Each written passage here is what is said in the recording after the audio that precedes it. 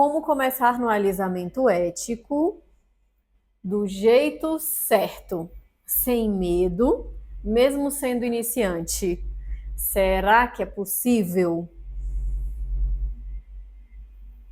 Você é terapeuta capilar ou cabeleireiro ou tricologista, tem vontade de trabalhar com alisamento ético, mas não sabe por onde começar? Sente aquele frio na barriga só de pensar em aplicar uma química e errar no cabelo da sua cliente? Ou talvez você já tenha feito vários atendimentos, mas ainda sente muita insegurança, tem medo até na hora de cobrar, porque sente que não entrega um bom resultado. Para montar um protocolo, para explicar o que está fazendo, você não consegue elaborar argumentos e externalizar para a cliente o valor daquilo que você está fazendo? Fica comigo, que até no final desse vídeo eu vou te mostrar como você vai dar os primeiros passos com confiança, sem medo de errar e sempre com foco na saúde capilar das suas clientes. O meu nome é Juliana Dantas, eu sou terapeuta capilar, sou educadora técnica e sou especialista em alisamento ético. E já formei dezenas de profissionais pelo Brasil. E se tem uma coisa que eu sei, é que dá para começar do zero e se tornar sim referência no que você faz, desde que você tenha método, tenha responsabilidade e tenha o olhar certo. Hoje eu vou te dar clareza para você não travar, para você poder começar a praticar e ver que sim, que é possível você crescer com propósito, saúde e autoridade no que você faz. Até porque eu já tive um início e eu trouxe para você, em resumo, tudo que eu adquiri desde o meu início até hoje. Então eu já passei por momentos de ansiedade, de medo, de não conseguir, às vezes até externalizar também para o meu cliente o que eu iria fazer, o diferencial do alisamento ético, falar com propriedade, com clareza, acreditando de fato no que eu estava fazendo. Então, para que você tenha essa segurança, essa confiança, você precisa, acima de qualquer coisa, praticar. Então, fica comigo que eu vou te explicar como você vai atingir esse nível de segurança e externalizar para a sua cliente e a sua cliente confiar e acreditar em você. O que é o alisamento ético, gente? Por que que ele é o futuro? Você já tem uma ideia do que é, se você assistir meus outros vídeos, os vídeos anteriores a esse daqui, e já sabe que ele é o futuro também, se você viu os outros vídeos anteriores a esse daqui, principalmente o vídeo que tem os mitos e verdades sobre o alisamento ético. Antes de qualquer coisa, eu gostaria de alinhar com vocês o conceito do que, afinal de contas, é o alisamento ético. Então, o alisamento ético, ele acontece quando você executa uma técnica de alisamento de transformação que respeita a saúde do fio, a sua individualidade, a individualidade de cada cabelo e a saúde da cliente.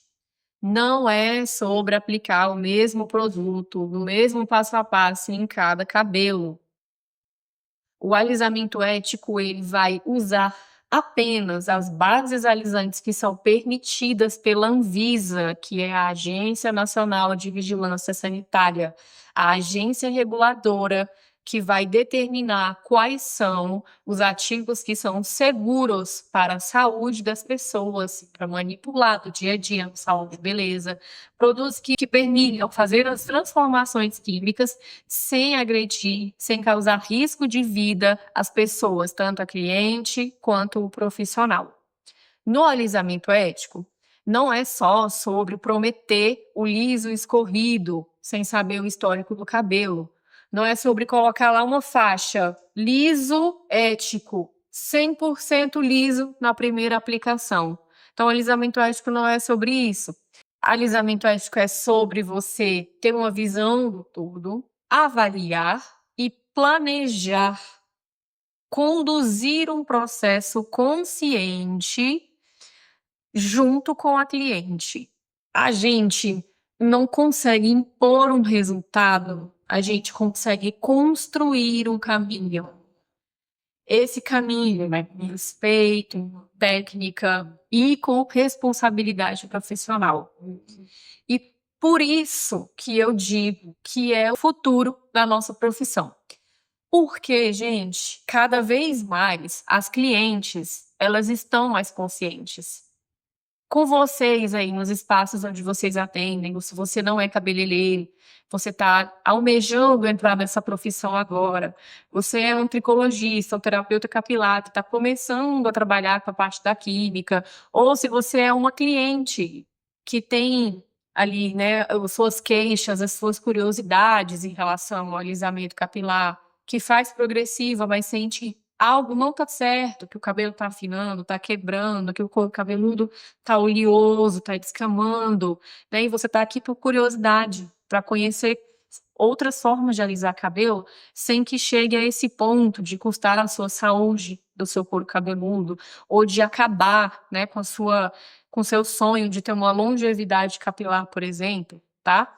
Então, se você está aqui por diferentes motivos, seja para trabalhar na área ou só mesmo para ter esse conhecimento por curiosidade, você sabe que as clientes elas estão mais exigentes e que elas estão com essa consciência. Elas estão aqui, ó, o tempo inteiro na internet pesquisando, entendendo, atentas às notícias. Então, essa semana a gente teve 2 notícias, né, que me impactaram muito, que foi uma fábrica de cosméticos adulterados, que a Polícia Federal fechou no Rio de Janeiro, na verdade 2 fábricas, que vendiam milhões e milhões de cosméticos para o Brasil inteiro, para grandes redes de farmácia, de supermercados, redes de venda pela internet.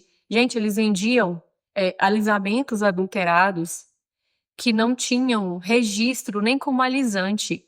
Então, eu fui pesquisar, coloquei aqui no Google, R$ 39,90 1 litro de produto de alisamento,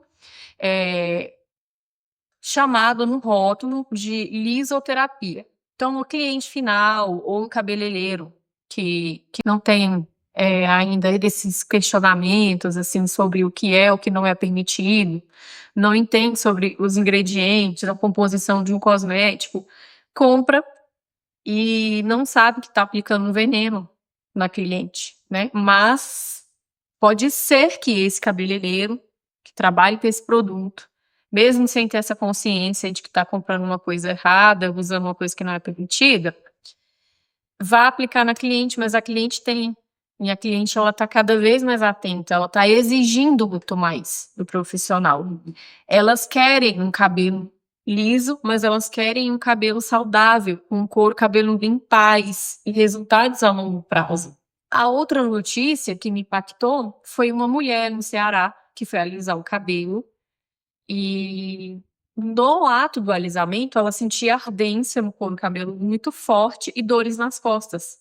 Mas ela achava que aquela ardência era normal e que a dor nas costas era da coluna, porque ela estava muito tempo sentada. 5 dias depois, ela ainda com dor nas costas, dores muito intensas, foi para o hospital. Chegou lá, ela precisou ser internada, porque ela estava com insuficiência renal. Essa insuficiência renal fez ela passar por 3 sessões de hemodiálise. Sim, gente. E tudo isso foi ocasionado por um alisante de cabelo. Bom, é importante nós termos esse entendimento que a Anvisa regulamenta e que existem bases alisantes que são permitidas e seguras e que existem bases alisantes que são proibidas, que é crime. Eu fico chocada quando eu leio os comentários nas redes sociais, quando eu coloco um alisamento feito com guanidina ou com chiclicolato, e vem um cabeleireiro e comenta: mas o formol é melhor. Ah, mas para esse tipo de cabelo, o formol vai dar um resultado melhor. Gente, eu entro no perfil do profissional e eu vejo que é cabeleireiro, que tem salão, que atende um fluxo enorme de pessoas. E assim, aquilo ali me deixa aflita, angustiada, porque assim, o meu desejo é ir lá responder e falar: cara, Tenha zelo pela vida das pessoas que confiam a sua autoestima até a você. Mas eu ainda imagino que aquela pessoa não tem informação suficiente para tomar uma decisão. Eu, eu quero acreditar que aquela pessoa ela está ainda considerando formal porque ela não teve acesso às informações. Porque quanto mais a gente sabe, mais a gente é cobrado. Quando a gente vê, a gente não consegue desver, que foi o que aconteceu comigo quando eu comecei a estudar alisamento, na época que eu trabalhava com progressiva. Então, essa informação chegou para mim, e a partir daí eu fui pensar o que que eu vou fazer da minha vida agora que eu tenho essa informação. Eu vou parar de imediato? Eu vou continuar usando? Eu vou precisar de uma estratégia para migrar. Eu vou precisar estudar, então, os alisantes que são permitidos, os alisantes que são éticos, para me conseguir fazer essa transição, né? E foi assim que eu fiz. Então, quando eu vejo alguém falando sobre o formol, que o formol é melhor, que o cabelo fica mais bonito, eu imagino da seguinte forma: o formol, ele não é uma opção. Ele nem deveria estar listado como opção, ele não deveria ser cogitado. Por quê? Porque ele é proibido. O formol, quem utiliza, está cometendo um crime gravíssimo, com pena prevista em Código Penal. Por quê? Porque o formol, ele não é para alisar cabelo. O formol, ele faz mal para a saúde e, infelizmente, centenas de profissionais, de clientes, cabeleireiros perderam a vida por estar expostos a essas substâncias. Então, o alisamento ético é sobre a saúde ser a nossa prioridade, é sobre o zelo com a vida, o zelo com o ser humano. Não é só sobre o formol que vai me dar mais dinheiro. Dinheiro não é tudo.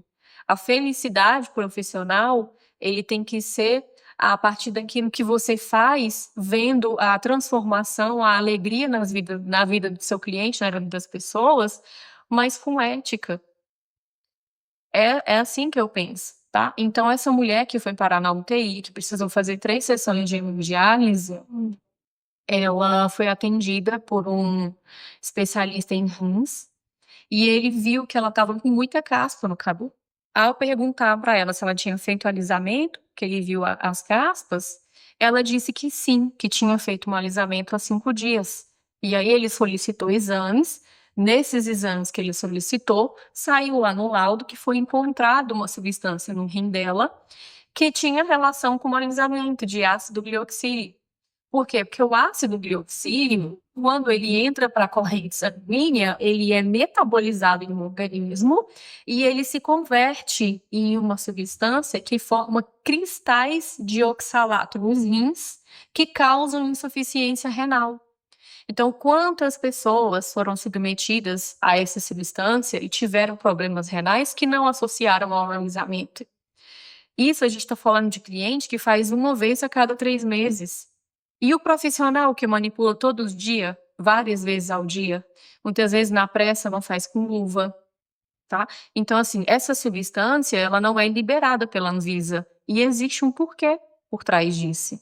E há quem diga que é fake news, há quem acha que é teoria da conspiração, há quem acha que porque o vendedor de alisamento alcalino está conspirando para derrubar o mercado do outro alisamento, né? Tem gente que não quer ver a verdade, não quer ver a realidade, muitas vezes por ignorância e outras vezes por outras questões que a gente sabe, né? Então, é importante que você fique aqui até o final e que você que trabalha com esses métodos, por exemplo, entenda que não é sobre falar mal, não é sobre querer prejudicar, é sim sobre querer informar e trazer outras possibilidades que até valorizem mais o seu trabalho, a sua carreira profissional. Então, ninguém quer mais alisar o cabelo e correr o risco com escovas químicas que vão danificar a longo prazo de forma irreparável e que vão trazer riscos à saúde. Ninguém quer. As pessoas elas já estão tendo acesso a esse tipo de informação e estão buscando profissionais que trabalham com alisamentos éticos. E existe um nível técnico exigido para se trabalhar com alisamento ético. Para trabalhar com alisamento ético, o profissional precisa estudar, ele precisa conhecer da estrutura do fio, ele precisa conhecer da química e ele precisa conhecer e gostar de pessoas. E eu estou aqui, meu papel é fazer com que você aprenda, é trazer o máximo de informações possíveis para que você tenha argumentos técnicos no momento em que você migre as suas clientes de alisamentos ácidos para o alisamento ético. É trazer da minha experiência, porque eu passei por esse processo, eu migrei clientes há mais ou menos 5 anos atrás, foi quando eu comecei a trocar os alisamentos ácidos pelos alisamentos éticos. Então, eu posso te dizer com propriedade a melhor forma de você fazer essa transição, se você trabalhava com ácido. E se você não trabalha com nenhum alisamento e está começando agora, que bom, você vai começar e vai começar do melhor jeito, da melhor forma possível, certo? Eu listei aqui os 3 pilares para você começar o alisamento ético. E esses 3 pilares, eu costumo dizer que são pilares que vão te fazer começar com segurança. E esse primeiro pilar é o conhecimento técnico, tá? Você não precisa saber de tudo, 100% de tudo, mas você precisa saber o que você está fazendo. Não é só sobre decorar o nome do produto, é sobre entender cada ativo que age no fio. Tem que saber, por exemplo, como o cabelo se comporta a diferentes tipos de pH, por exemplo, e como que ele se comporta quando a gente aplica certos tipos de substâncias. Então, você vai entender, por exemplo, né, a diferença de como o cabelo fica quando você passa um shampoo e de como o seu cabelo fica quando você passa um condicionador, né? Então, tudo bem, você sabe que o shampoo é para limpar e o condicionador é para dar emoliência e facilitar o desembaraço. Mas por que que o shampoo deixa o cabelo mais áspero, né? Ele tá limpando, mas ele deixa mais áspero. Ele é uma substância que costuma ter um pH um pouco mais alto. Quando o cabelo é submetido a uma substância de pH mais alto, ele sofre um movimento que a gente chama de dilatação cuticular. Ok, mas professora, o shampoo ele chega a dilatar a cutícula? Não. Ele gera uma rugosidade, ele altera a polaridade de carga no cabelo e ele deixa o cabelo um residual que vai deixá-lo mais áspero. Ponto. O condicionador, ele já vai trazer uma carga mais positiva e um pH um pouco mais baixo, vai dar trazer emoliência, como a cutícula contrai, o cabelo também vai ter mais brilho consequentemente, né? Isso é falando de 2 cosméticos primários, básicos, que todo mundo sabe, shampoo e condicionador. E os alisantes, por exemplo, né? É importante que você saiba a diferença entre o tioglicolato de amônio e o tioglicolato, por exemplo, de ANP e o tioglicolato de etanolamina. Os 3 são tioglicolatos, mas existem especificidades, características diferentes nos 3 tipos de tioglicolato que eu falei aqui. O tioglicolato de amônio, ele tem um pH mais alto, geralmente entre 9 e 9,5. Então, ele vai causar um pouco mais de dilatação cuticular, por exemplo. Ele tem potencial de alisamento também mais forte.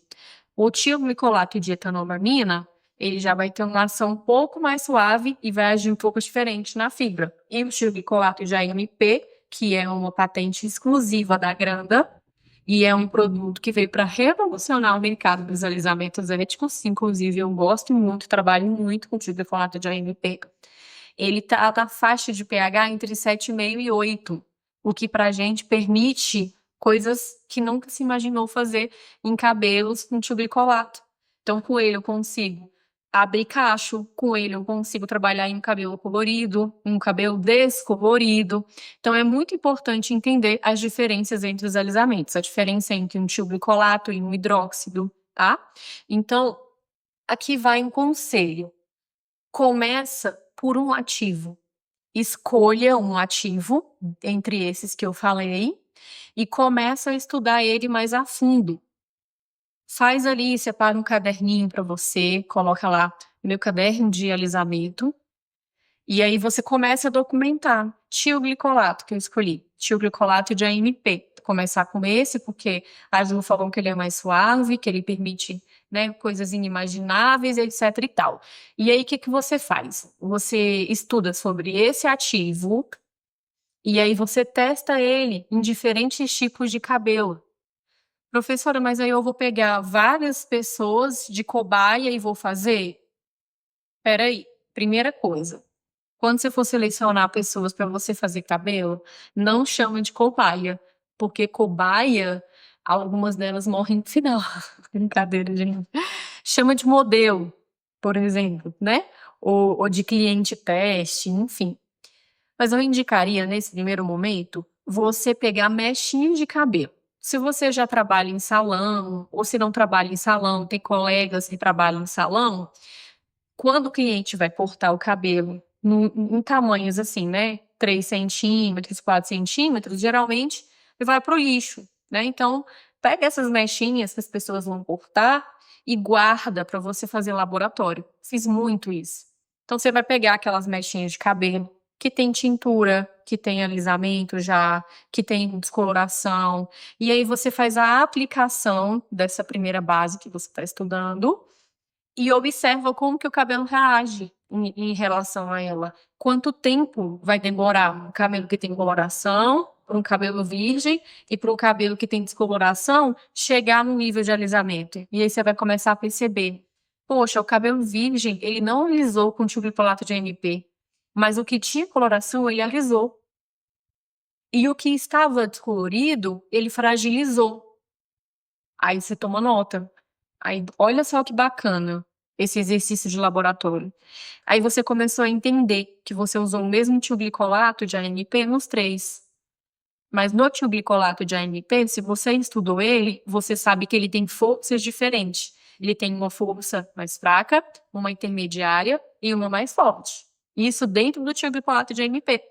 E aí você usou a mais forte nas 3 mechas. E se eu pegar, então, a força mais fraca e para usar no cabelo descolorido? E se eu pegar a força mais forte e depositar mais quantidade de produto no cabelo que estava virgem? Como é que vai ser meu resultado? E aí você começa a ter domínio e entender sobre aquilo. Então é importante raciocinar, conhecer, ter esse conhecimento técnico. Porque quanto mais você conhece um produto e os seus efeitos, mais autonomia você ganha como profissional. O pilar número 2, que eu separei aqui para vocês, é o diagnóstico capilar. Se você ainda não acha que todo alisamento começa na lavagem, eu já te adianto. No alisamento ético, o alisamento começa no olhar, quando a cliente entra ali na porta do seu espaço e você avistou ela. O diagnóstico é onde tudo começa, tá? Inclusive no alisamento. E aí, onde você identifica se aquele cabelo ele aguenta uma química, se ele precisa de reparação antes, se é necessário tratar o couro cabeludo primeiro, tudo isso você vai identificar no seu diagnóstico, na sua anamnese, na sua avaliação, tá? Então, uma das coisas que você já precisa avaliar na avaliação, que é muito, muito importante, é o quê? É a curvatura do fio. Por quê? Porque dependendo da curvatura do fio, o cabelo já te diz muita coisa. Cabelos mongols, cabelos de japonês, cabelo indígena, são cabelos mais grossos, que têm muito mais camadas cuticulares. São cabelos cilíndricos, extremamente resistentes. Então, com esse olhar para o fio da curvatura, é um cabelo nessa característica, você já matou boa parte da charada, né? Você já sabe que você vai precisar escolher uma base que haja com pH um pouco mais alto, que tenha um dilatador um pouco mais forte. Agora, se é uma curvatura, se é um cabelo europeu, é um cabelo mais fino. Se é um cabelo caucasiano, de ondas mais marcadas, você vai precisar ter essa visão sobre o fio. Ah, é um cabelo de textura mista, que é muito comum aqui no nosso país, no Brasil, por conta da miscigenação. Então, a gente tem muito, principalmente em alguns estados como no Maranhão, Fidalgo no Maranhão, e a gente tem muito cabelo lá, devido à miscigenação, eram cabelos com características caucasiano, mas com estrutura de cabelo indígena. Olha só que bacana, né? E a gente tem pessoas com diferentes níveis de curvatura no mesmo cabelo. Então é muito comum você encontrar pessoas que têm um cabelo mais liso, que na têmpora, na nuca, e no vértex tem um cabelo com uma curvatura diferente. Então, entender essas diferenças de curvatura vão ajudar muito na hora que você for traçar o seu planejamento de alisamento. Por quê? Aqui, se o cabelo ele tem uma curvatura mais marcada, ele vai precisar de uma força de produto, diferente do daqui da nuca ou da têmpora. Ou então, se eu não quero usar uma força maior aqui e uma força mais fraca aqui, por que não aplicar aqui primeiro? Quando que já tiver agido por um tempo, aí eu vou e aplico um restante, né? Então, não vai ter certo e errado aí. O que vai acontecer vai ser você montar ali o seu protocolo, o seu plano de ação, conforme você avaliar e achar que é mais interessante para aquele cabelo em específico. Então, a curvatura do fio, a textura, a presença ou não de outras químicas. Ah, tem outras químicas, então vamos avaliar aqui a porosidade do cabelo, que é dano cuticular, a elasticidade do cabelo, que vai te demonstrar ali se ele tem ou não tem um dano cortical. Saber avaliar o estado também do couro cabeludo, porque o fio tá tudo ok, mas o couro cabeludo tá como? É uma pessoa que tem dermatite? É uma pessoa que tem seborreia? Ela tá com caspa? Ela tá com couro cabeludo machucado? Ela tem foliculite? Então, será que é um momento interessante para alisar o cabelo se ela tá com couro cabeludo machucado? Então, é ter todo esse cuidado, todo esse zelo. Então, é nesse momento de avaliação que você escuta também a cliente, entende o que ela deseja e escuta também o cabelo. Que vocês vão ver que quando vocês começarem a praticar essa avaliação e montarem ali um planejamento com um bom diagnóstico, vocês vão ver que o cabelo ele conversa com a gente. Ele também fala. Ele fala assim: olha, eu estou no SOS, eu estou na UTI, estou precisando de tudo. Eu não tenho condições de correr uma maratona agora, porque eu estou precisando de tudo. Eu preciso de antibiótico, anti-inflamatório e eu preciso de remédio para dor. Então, ele precisa de tudo, de reparação, de aminoácidos, ele precisa de hidratação, ele precisa de nutrição, para depois ele passar por essa maratona, não é assim? Eu gosto de fazer essa analogia, né? Porque a cliente também pode chegar para você e falar que não está usando nada, e aí você vai precisar ajustar também o que ele quer dela, tudo isso entra na sua avaliação. Eu vejo muitos profissionais que são ótimos na escova, no corte, na dinâmica ali da aplicação, mas não fazem uma boa avaliação. E aí eles erram na escolha do ativo, erram na concentração, no tempo de pausa, e depois acham que o problema foi o produto. Então, anota isso que eu vou te falar. O diagnóstico, ele é o seu melhor aliado. Melhor aliado. Nenhum médico vai te passar um remédio se antes te dar um diagnóstico. Você vai chegar no médico e vai falar assim: olha, eu estou com dor de cabeça. E o médico vai lá e vai te passar um remédio. Ele vai perguntar há quanto tempo você está com dor de cabeça. Ele vai perguntar sobre o seu hábito, se é comum essa dor de cabeça com um bom médico. Quantas vezes eu escuto as pessoas falarem: ah, os médicos de hoje não são como os de antigamente. E eu vou te falar, os cabeleireiros de hoje não são como os de antigamente. E eu não estou falando de modo positivo, tá?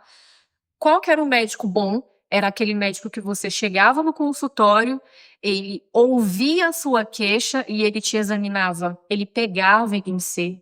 Quantas vezes eu falo aqui para as minhas clientes: olha, eu encontrei no seu couro cabeludo um padrão que remete muito ao quadro de alopecia androgenética. Você é minha cliente há 10 anos, há 5 anos, há 2 anos. E o seu padrão de cabelo de anos atrás, ele não tem sido o mesmo. Então, é importante que você busque um médico, um especialista em couro cabeludo, para identificar se não há uma alopecia em curso. Porque se houver, há ainda tempo de tratar e muito do que se perdeu retornar. Indico essas clientes, elas vão, agendam um médico dermatologista e voltam da consulta frustradas e falam: Ju, não adiantou nada eu ir. A pessoa me passou essa vitamina aqui e nem pegou no meu cabelo. É o que mais eu escuto, né?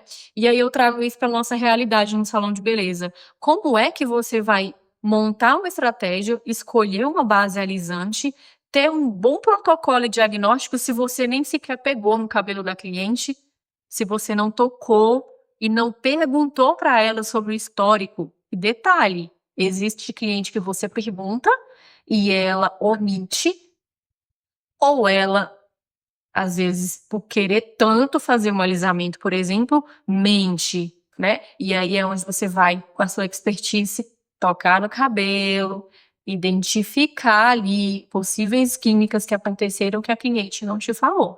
Porque a cliente, ela às vezes pensa o seguinte: ela tinha mechas, ela descoloriu o cabelo, aí ela pintou de preto, e ela, por não conhecer, não entender, não tem entendimento nenhum sobre isso, ela acha que porque ela pintou de preto, ela apagou as mechas e os danos que o descolorante causou no cabelo dela, né? Quando, na verdade, a gente sabe que a pintura que ela fez não maquiou os danos de forma alguma. Não está evidente que ela descoloriu porque não está loiro, mas o dano permanece ali, né? Então, quanto melhor for o teu olhar clínico, mais confiança você vai ter na aplicação e mais segurança você vai transmitir para a cliente também. Pilar número 3, prática intencional. Porque não adianta também você anotar lá no seu caderninho, né, conforme eu te ensinei, as bases, começar a estudar, adquirir o conhecimento técnico, que é o pilar número 1, depois fazer um bom diagnóstico capilar, entender tudo isso, se você não praticar, certo? Então, a prática nada mais é do que você colocar a mão na massa. Existe até um estudo sobre isso, se não me engano, depois eu vou passar aí para vocês lá dentro da Academia do Alisamento Ético, que é sobre a construção do conhecimento. Para você aprender algo, você precisa ouvir aquilo, né? Assistir a aula, que seja, ouvir a aula. Você precisa resumir com as suas próprias palavras e depois praticar. E é assim que você vai conseguir ter um bom aprendizado daquilo. E aí, eu falo para vocês que vocês precisam ter prática e treinar com intenção, né? Fazer um treinamento com propósito. E aí eu indico vocês pegarem, depois da primeira prática com as mechas do laboratório, vocês treinarem em modelos reais. De preferência, cabelos diferentes, tá? Mas sempre começando por aquilo que você domina mais. Porque você começando por o que você domina mais e aceitando, você vai tendo mais confiança. Não precisa sair tentando fazer em todo tipo de gente, em todo tipo de fim, tá? Peraí.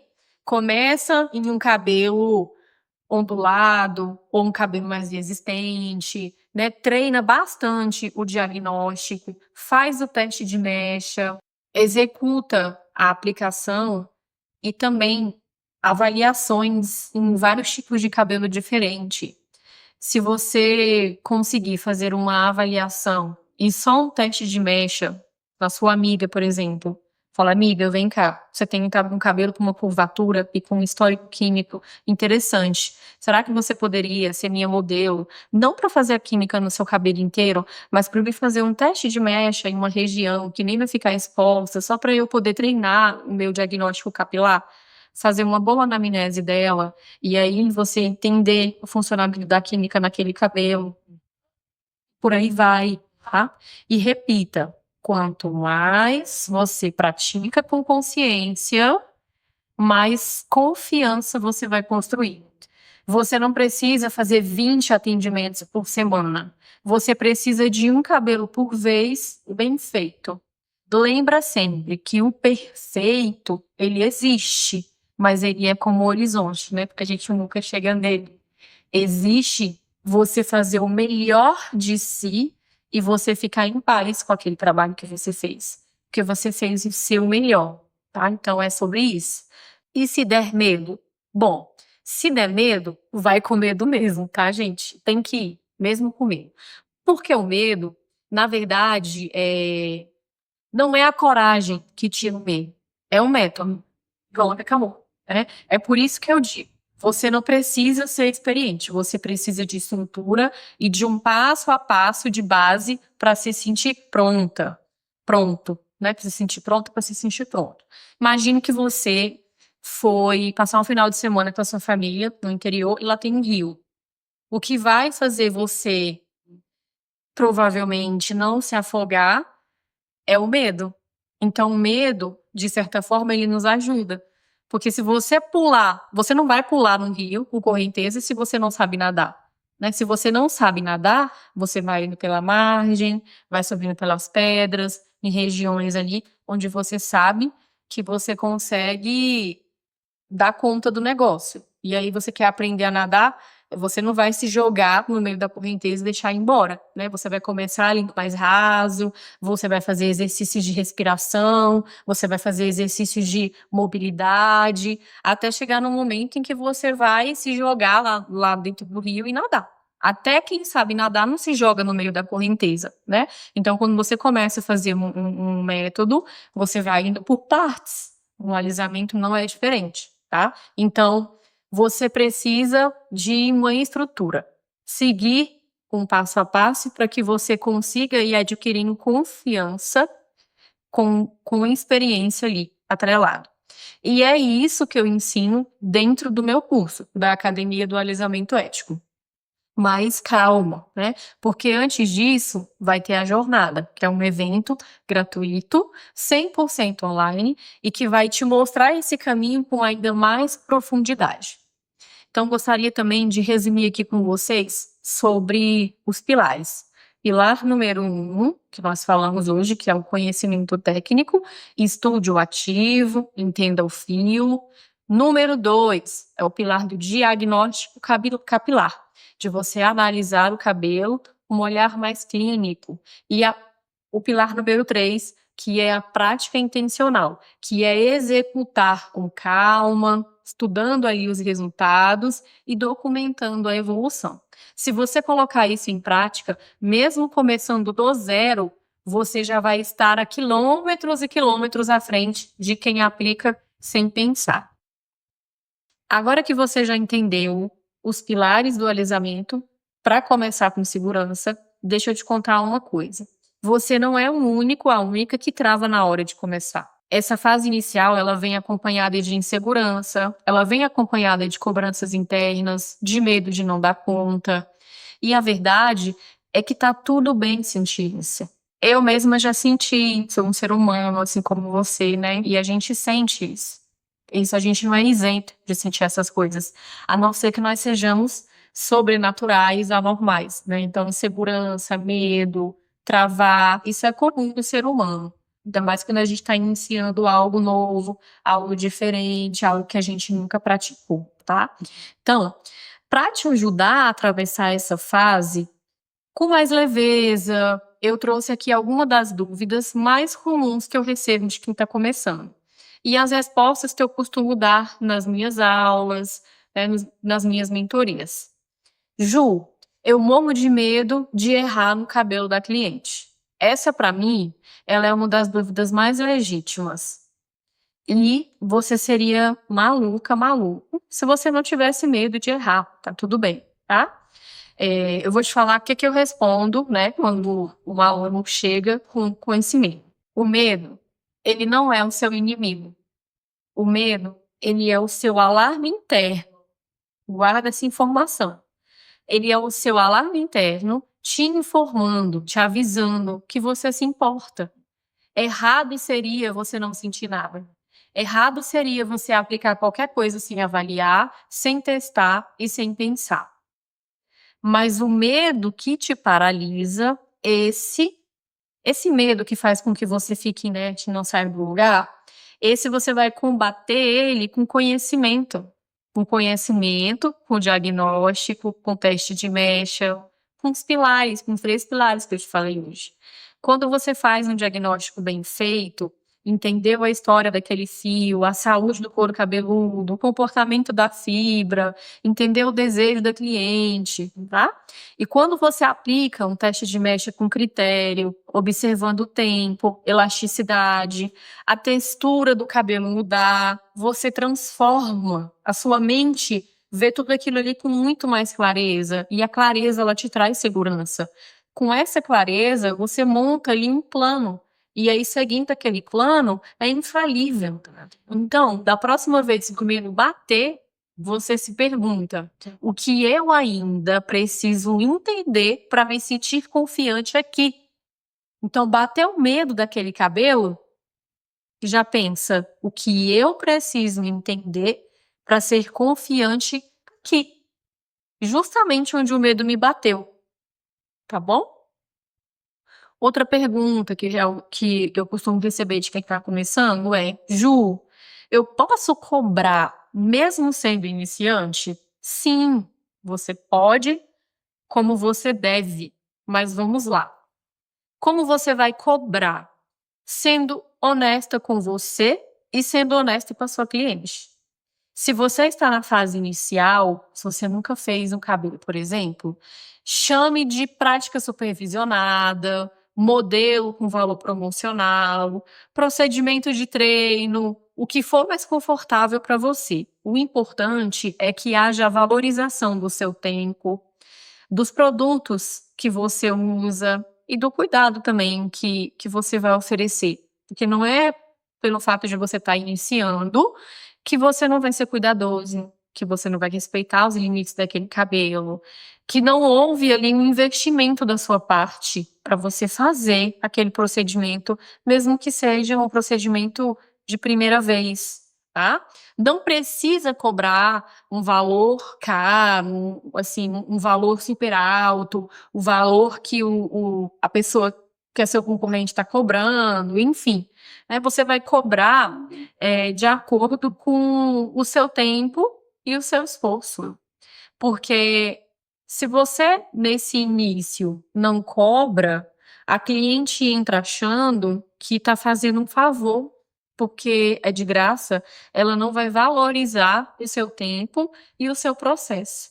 Agora, quando ela paga, mesmo que seja um valor mais baixo, ela já percebe que ali tem um valor, tá bom? Então, anota aí no seu caderninho. Nenhum preço vai substituir a clareza no seu posicionamento, tá? Seja sempre sincera sobre o seu estágio, seja transparente sobre o seu propósito, entrega seu melhor sempre com ética e atenção. E se a cliente não gostar do resultado, que é outra dúvida comum, tá? Esse medo, ele vem da insegurança de não conseguir entregar aquilo que ela espera, não é mesmo? Mas aqui é onde entra algo fundamental no alisamento ético: a construção da expectativa. Porque a sua cliente, ela vai chegar com expectativa. Então, assim, às vezes a expectativa dela, ela quer um liso espelhado, aquele liso super estirado, aquele liso que quando você bate o cabelo vira um espelho, né? Que a gente vê aí nas redes sociais, no Instagram, enfim. Esse liso espelhado, né? A gente entende que ele é um liso espelhamento causado pela formação daquela película que o Foucault traz para o cabelo. E que aquele efeito, ele tem um tempo muito curto. E aquele tempo curto de ação daquele efeito, quando vai embora, vira aquele cabelo rígido, né? Que você pega ele e ele sobe e desce sem nenhuma maleabilidade, que é o que acontece. E dentro do alisamento ético, nós temos um alisamento diferente do alisamento causado pelo ácido. Ponto. Então, assim, você entendeu tudo isso nos testes que você fez, no laboratório, nos cabelos que você pegou como modelo, você entendeu a ação da química porque você estudou, né? Então, na hora de alinhar a expectativa da sua cliente, você vai transmitir tudo isso para ela, de uma linguagem que não seja difícil, uma linguagem que ela consiga entender. Você vai externalizar para ela e você vai alinhar a expectativa dela, para que o resultado não seja imposto, para que o resultado seja combinado entre vocês. E aí você vai mostrar para a cliente o que é possível fazer naquele momento, respeitando a saúde do cabelo dela, tá bom?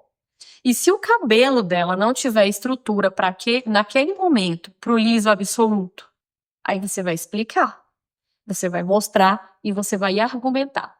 E aí você cria algo ainda mais valioso que o antes e depois. Você criou a confiança.